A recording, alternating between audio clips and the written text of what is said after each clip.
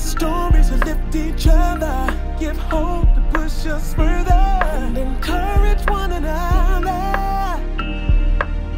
Behind the scenes beauty. Sergio Hudson took the fashion industry by storm when Michelle Obama stepped out of those double doors on Inauguration Day. But that wasn't the designer's first time in the spotlight.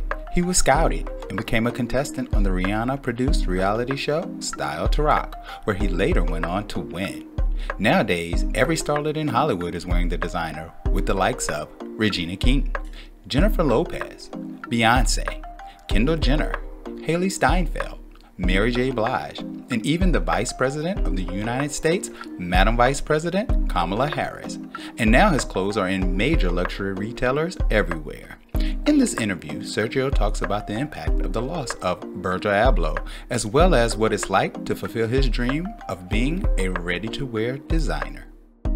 So we're here on another episode of Behind the Scenes Beauty, and I am elated to have with me none other than Sergio Hudson, this major designer, this powerhouse. How are you doing, sir? I am wonderful. That's what's up. So I'm so glad you were able to do this. I want to ask you a simple question first off before we get started. Your life right now, how would you sum it up in one word? A whirlwind. I mean, that's the only word that I can, you know. I still haven't, I feel like I haven't touched the ground since January 21st. Right, when Michelle Obama stepped out those doors wearing your outfit and everybody was like flabbergasted. Yeah, it was crazy. Yeah. Has that really registered with you that you are now like ingrained in history? I don't think completely. Right. Just because I said ever since she walked out on that stage, it has been a whirlwind, and I really don't feel like I've had time to come down, because it was just like after that I was like, okay, this is the moment, let's go. Right. And I'm just like going. So, right. Yeah, you know, it's kind of registered, but I think maybe when I sit back and when I take a break sometime, whenever, right, I'll realize. Do you foresee a break anytime? Well, I'm trying.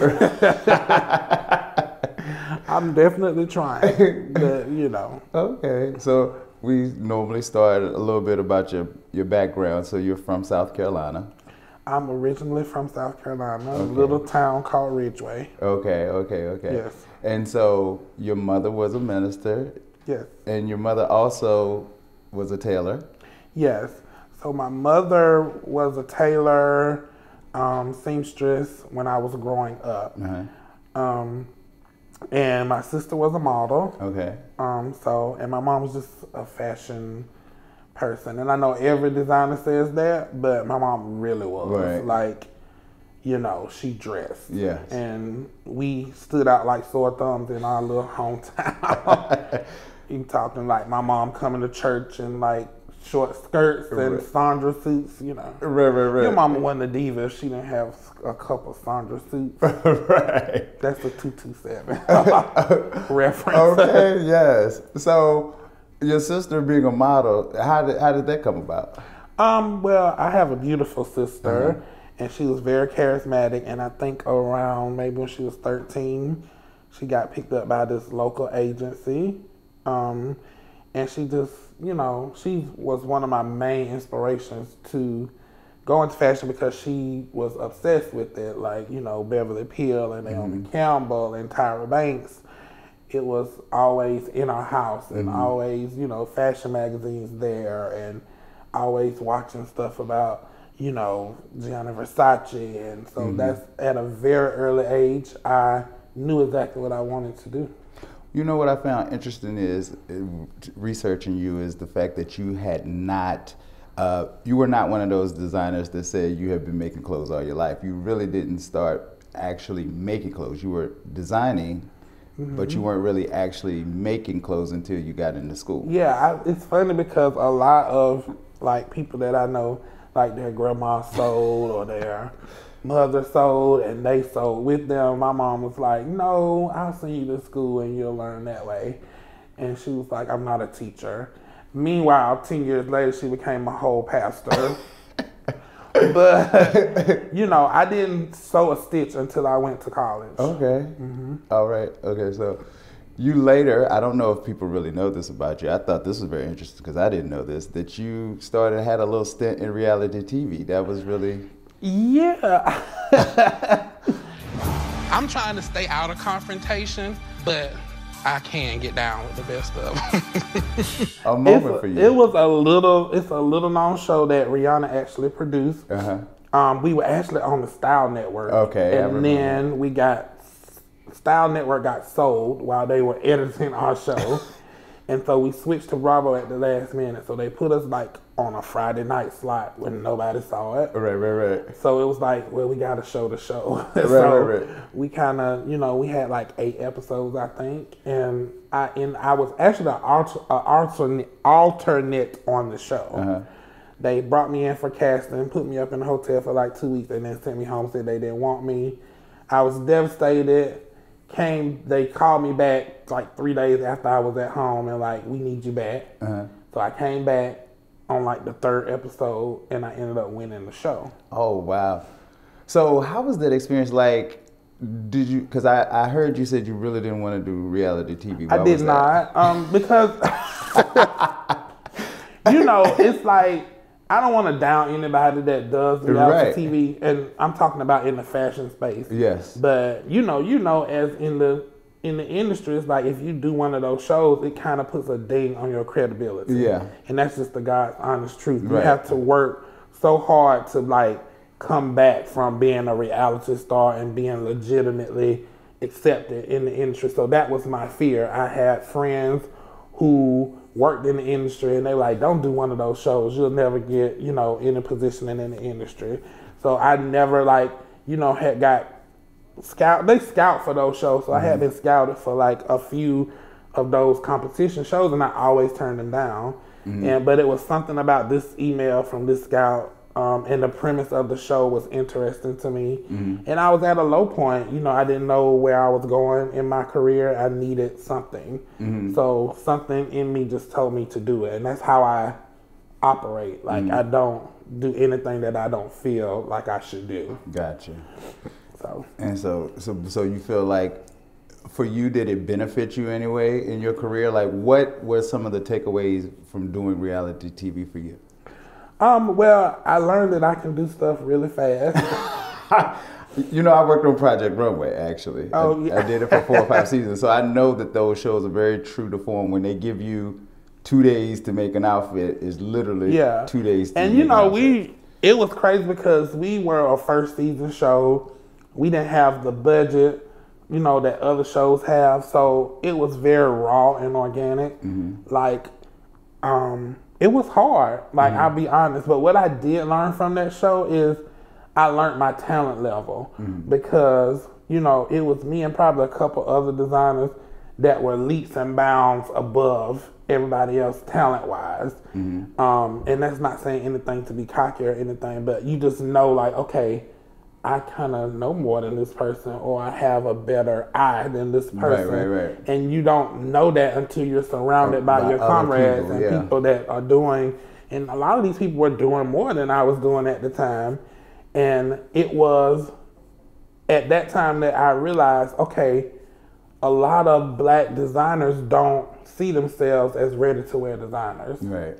Like, they don't see themselves making jackets and pants and dresses that women actually want to wear. That's when I first realized, okay, this is not common, what I want to do. Because everybody was like, you want to do what? Like, you want to be like Ralph Lauren? And I'm like, yeah. Like, so, you know, that experience was eye-opening for me, and it really triggered where I wanted to go in my career, for sure. So you leave the show. Did doors automatically sort of open up, or are you still trying to figure out what's next after the show? Because you win, you get prize money, and so now where do you go? So to be completely honest, I won the show, got the prize money. One of the prizes was, you know, and at this time I'm like mid-20s, so One of the prizes was you were going to be on Rhianna's style team. Okay. So I was like, whatever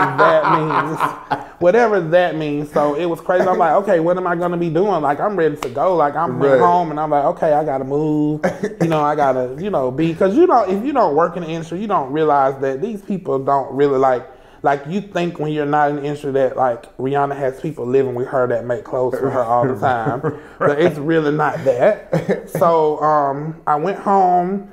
I got a call from her team that she was going on tour with Eminem, and they had this whole concept, and the concept fit nothing of what I did as a designer, like nothing. Like it was this whole. I don't even remember exactly what. I just remember it wasn't me. Got you. And so I feel like they were just trying to give me something because they had promised. Yeah. And so when I sent what I made, they called me back and they were like, well, this stuff isn't made well. It's not what, like literally, they trashed everything that I made and pretty much told me like, oh my God. They pretty much told me that they were embarrassed and all this and all that. So I'm devastated at this time because anybody that knows anything about me, they know my quality. Even when I made all my own clothes, was exceptional. So this stuff to me was made exceptionally. But then, when I saw the tour, the whole concept had changed. So everything that I designed, nothing else was themed after that. So that was my first clue into the industry. Like, oh, if they don't really have a position for you, they figure out a way to like make it not work. Without it being like, oh, we just changed direction and we don't really need anything from you. And I don't think it was anything personal. I don't think Ree even like knew what was going on. Because we still talk to this day. And I never like told her, well, this happened, that happened. Because it's like, who cares at this point? But that was my first clue. Like, okay, you have to be true to yourself and do what you do. And I should have been like, this is not for me. Got you. Instead of just trying to fit in. Yeah. And that was another lesson. So, after the show, I kind of had to make my own way. I actually, how I got my first break after the show was it was this one stylist named Harrison who's still a great friend to this day. Harrison lives here in New York? Yeah. I know Harrison.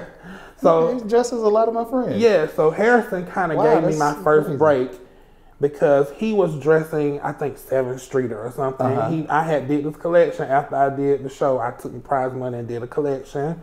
And he pulled from me, and then he didn't get to use anything, but he was returning stuff to another PR showroom in LA, and they saw my stuff.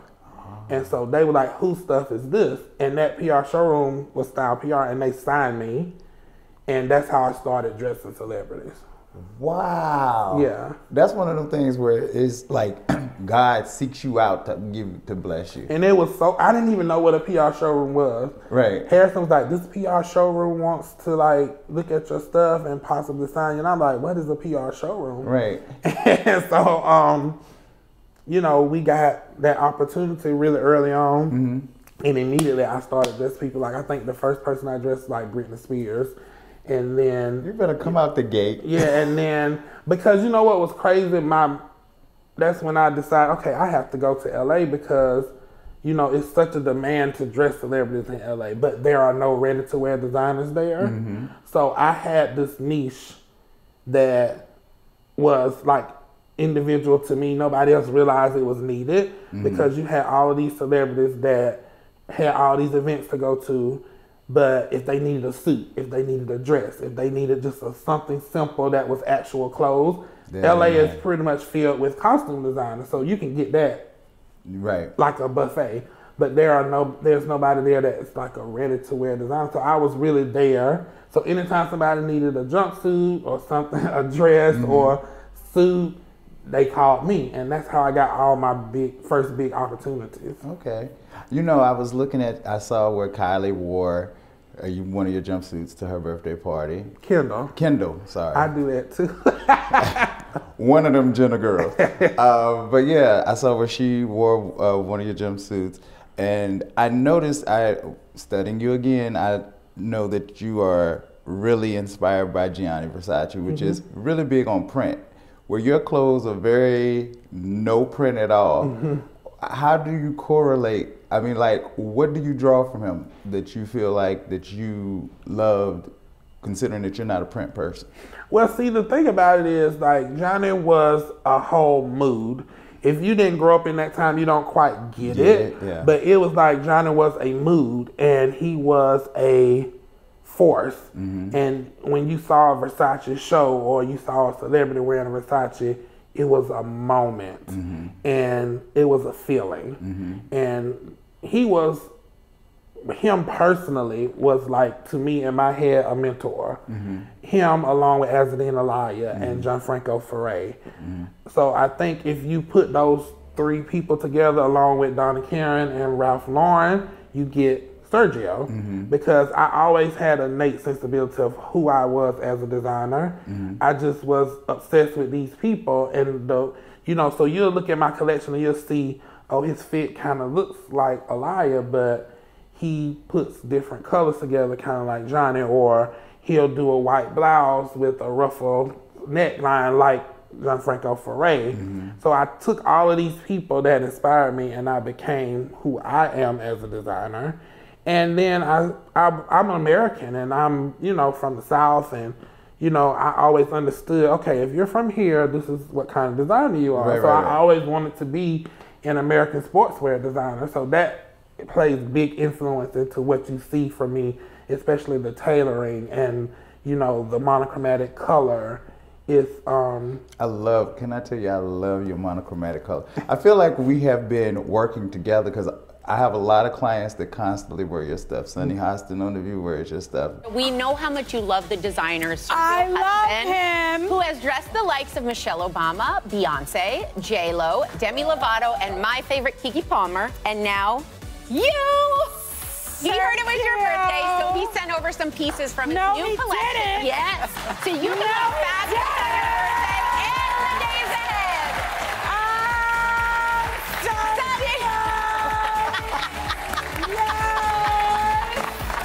Love this. Look at these. Look at that. Middle. Beautiful. She wore one of your suits to the Tyler Perry opening of his studio.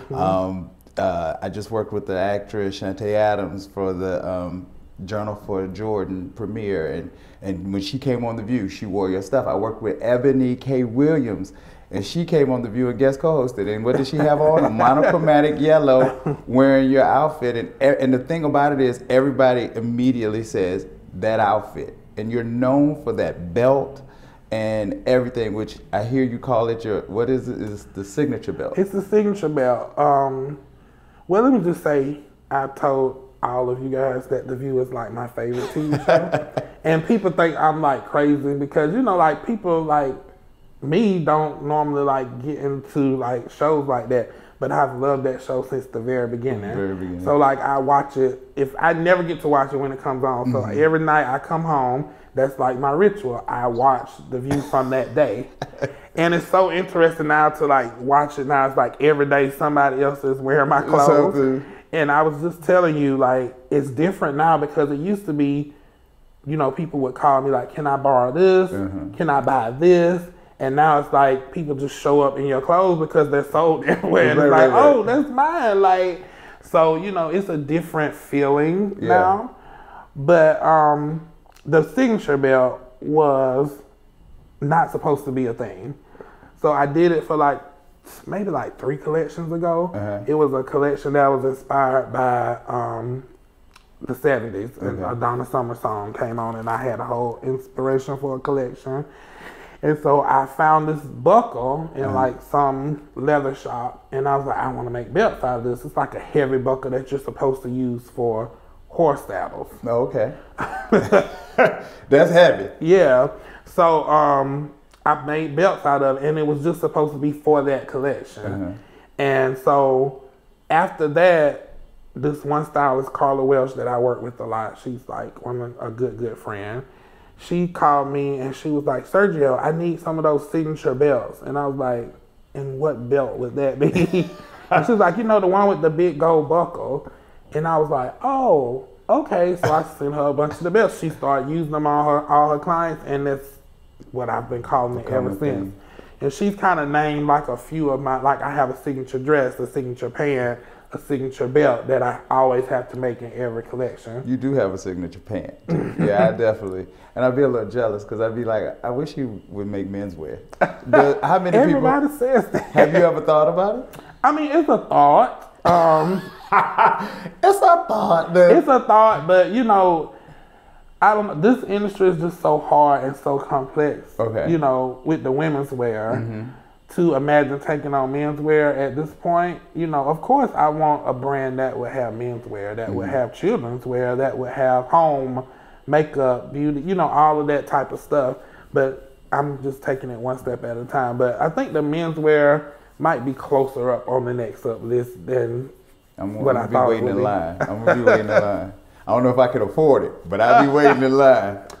So I wanted to ask you though, as a black man in the industry, do you feel like you being black has affected some of your progress, or do you feel like if you look at your counterparts and the friends around you that are non-people of color, y'all feel like y'all moving at the same space, or you feel like there are some hurdles that you face in the industry? You know, it's interesting. That question is a loaded question and a very layered question. Definitely early on in my career. I tell this story all the time about when I first went to LA. It was this particular boutique that I actually got a meeting with that now come to find out nobody gets meetings with this boutique. Oh, wow. So I got a meeting with this boutique. They didn't know who I was. They just saw my clothes. So I came in with my clothes and I saw the shock on this woman's face. And I'm hanging like some lavender blazer and a mini skirt or something on the rack. And she looks at me and she says, you know, your clothes should be more urban. And I just looked at her and I was like, in my head, like, she doesn't realize she can't say that to me. Right. And that's when it clicked that, oh, you're not supposed to make these type of clothes. Right. Like, you're supposed to make hoodies. You're supposed to make track Fubu. pants. You know, Right. which, you know, we Which do is that. fine, right. We do that. Right. We created that. Right. But it's not all that we do. We are not a monolithic people. And I feel like it's a very layered question that it gets very deep because you see a lot of black designers rise to fame, but you don't see a lot of American sportswear designers of color rise to fame. And that is because we have been very compartmentalized in society, and which translates into fashion. Black people do this. Black people do that. Yeah. So when you have, you know, a big black guy who wears jeans and Timberlands Right. come into your space with a cashmere coat down to the floor, it's like, that's just simple and tailored and there's no proof about it. It's like, how do I accept this? Because this is not what I'm used to seeing Michael Kors. Right. I'm not used to seeing Sergio Yeah. from South Carolina. You know what I mean? So I feel like that's one of the biggest hurdles, and that's what me and a lot of, you know, other designers that have come up through the ranks over the past couple of years are trying to normalize us in this space. And that's what I feel, you know, across the gambit in the beauty, entertainment, fashion industry, we as artists get compartmentalized. We can only do this. I'm sure you've experienced that in your career where they assume you can't do white people's hair. Yes. It's the same thing. Yes. It's like this guy does black hair. And Exactly. it's like for a long time, even I have friends who are stylists that only style black clients because it's assumed you can only style black clients because it's deep, but they look at us like we're something different than they are. So and we won't get them. Yeah. We're gonna make them. They're scared we're gonna make them black. Yeah. Sometimes, or people in that whole realm give you that view. Yeah. So we just recently lost Virgil Abloh. I saw you did a post towards him, and I know you know him. What was your relationship with him, and what did his passing? How did it affect you? Oh wow. I haven't talked about this to anyone. And everyone asked me to do like an interview or whatever about it, but I'll speak on it. You know, I met Virgil during the pandemic. We were in a group together, you know, and he was just like speaking in the group, and then on the outside message, he just messaged me and was like, I really admire your work. And this was like before Michelle Obama or anything. And I was like, wow, he knows who I am. And so we started like chatting back and forth, and we were never like close friends, but he was just very encouraging. I don't know if people really know the amount of things that he did to push us in the fashion industry forward. Because he wasn't like sing from the mountaintop, this is what I do. This is who I'm supporting. He was very much like, I just do it. And, you know, down to, I remember he told me, if you ever need a lawyer, I will give you my whole law team and I'll take care of it. Like, he was that person. Wow. And I feel like everybody's telling these stories now, but he was very special to me, and he was a unicorn. Like, you know, he told me, he was like, I'm not a designer like you. You know, I don't have the skill set that you have, but he told me what I have is a creative mind, and I know how things should work. I just see it. So he was a genius in his own right, and very humble. And it was shocking, to be honest, because I had just talked to him like a couple weeks before he passed. We were talking about like our home collections, and he sent me his address and was like, send me some of your pieces. I'm going to send you some of mine. Like, it was really like out of the blue. I just had Zoom with him and he looked fine. So, you know, it was shocking, but that's just like him, like to just be doing things under the radar. Yeah, like it was crazy, and even to the point of leaving this life. Yeah, gotcha. Okay, so you did a show in September. Was that your first runway show? It was not my first. My first show was actually right before the pandemic. Okay. But we don't count that show because the pandemic ruined it. Okay. So this one was a very monumental one, and I feel like you said, this year, 2021, coming out the pandemic, even if it ruined it, God replenished it and made it even better, because starting out the gate January 2021 with Michelle Obama, then you're doing the Met Gala. This was your first time doing the Met? So you're doing the Met Gala, and not only that, but your clothes are now distributed in Saks, and what other stores are there? Saks, Net-a-Porter, Neiman Marcus, Bergdorf Goodman, Bloomingdale's, Moda Operandi, Intermix. I think those are. Come on, black man, come on. How does that feel? Because I don't know any other black male, and it could just be my ignorance. So anybody, no disrespect, but I don't know any other black male designers ready to wear clothes and these luxury clothes in these high-end stores. How does that feel? It's not, because it's something crazy that I decided. It's just not the normal for you to enter all of those doors at all in the same season. I'm sure other people have had the opportunity to do it and they didn't do it, because you always get advised, don't enter all these places at one time. But why is that? It was because it's just a lot to take on, and it's a lot. Gotcha. But you know, I always have had a bigger mission than myself, and I wanted to show that this could be done.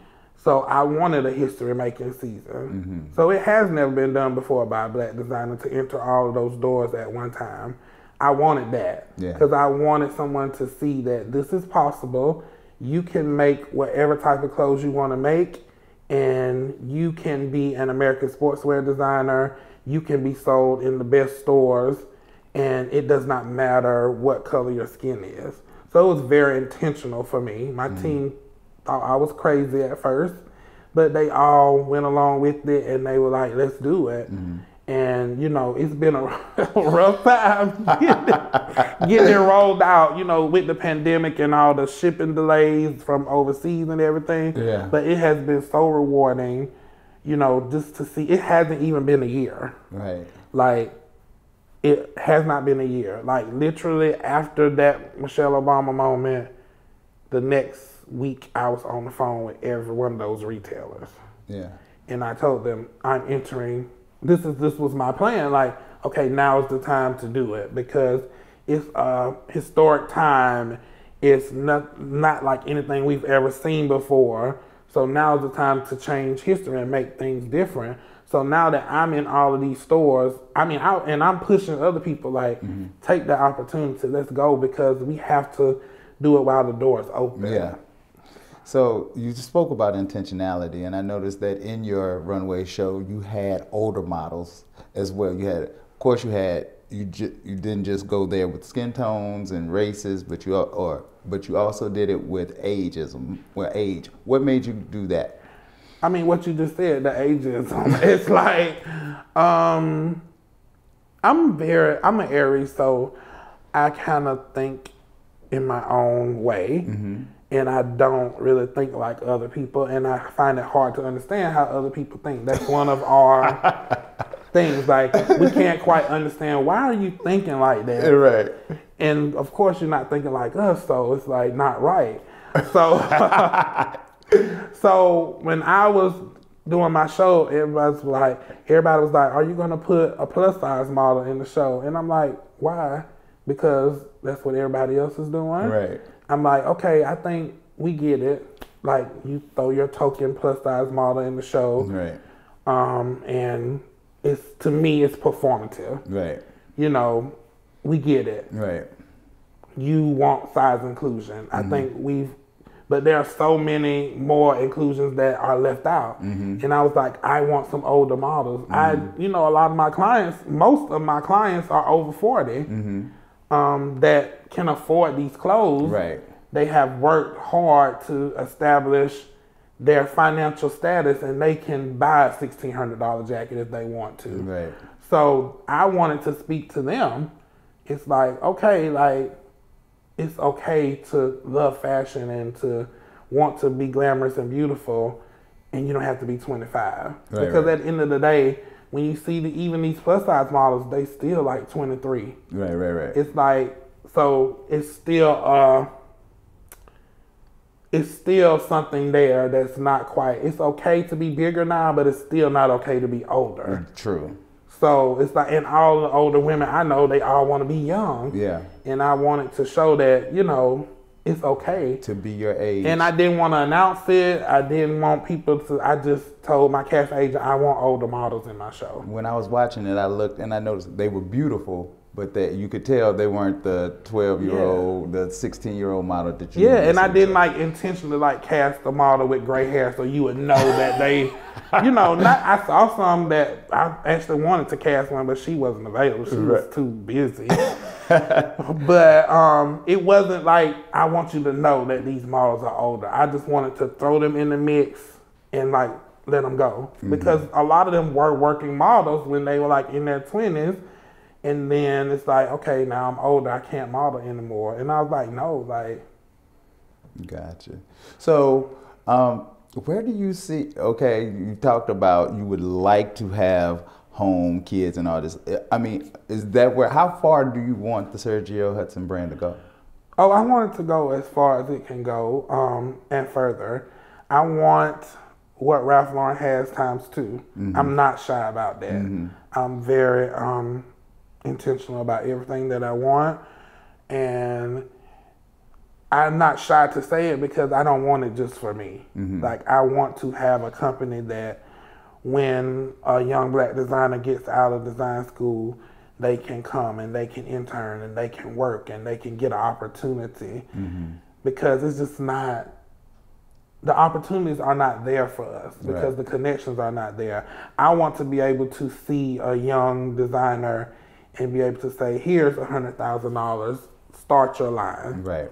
I want to be able to be an influence like that. And the only way to do that is to be one of those house brands. I want people to be able to eventually one day buy a t-shirt with Sergio Hudson on it and they find it as valuable as one of my silk blouses now. Yeah. So that's, definitely where we want to go, for sure. We are going to that level, no question. You're well on the way. Are we gonna have fragrance? Oh, absolutely. I love fragrance. Okay. Look, I want me a bowl or something. So, that's the only way to make that kind of money.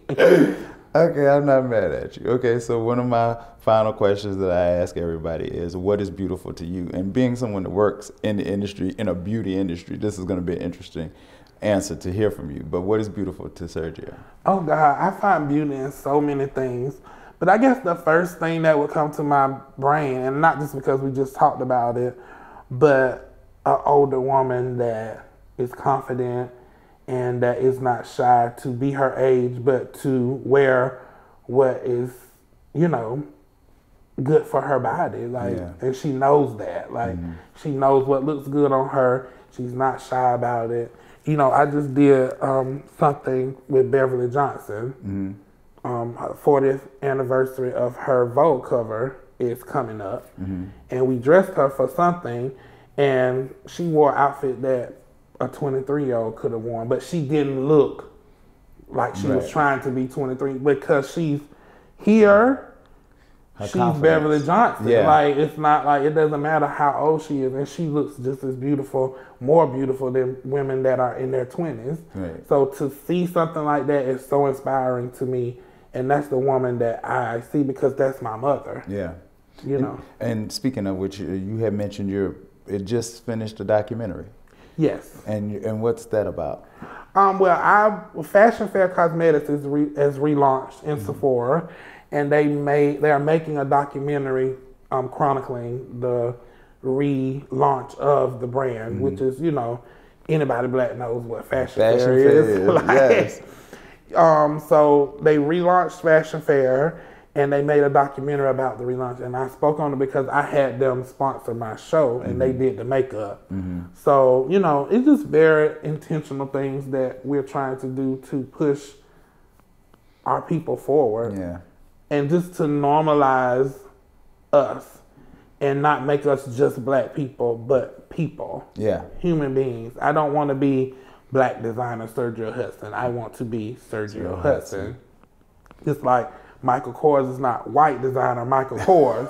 Right. And I don't think people get that when they, because it's a layered thing, because yes, you have to open your eyes and you have to include us, but you don't have to single us out, or you don't have to say this black designer because you want people to give you a pat on the back. Just do it. Yeah. Oh. Thank you so much, Sergio. Thank you. You've been amazing. I am inspired by you. I'm so happy for you, and nothing but the best to you. Thank you for having me. Thank you so much. Tune in to the next episode. Behind the scenes beauty.